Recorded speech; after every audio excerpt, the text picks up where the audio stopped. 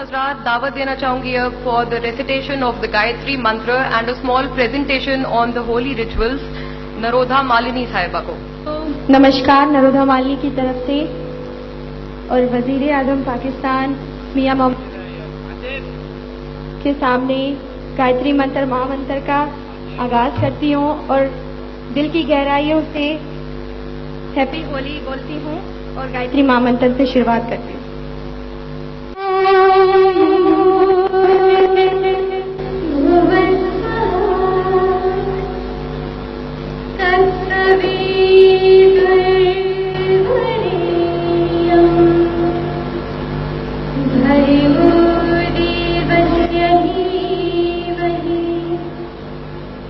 धियो यो नः प्रचोदयात्।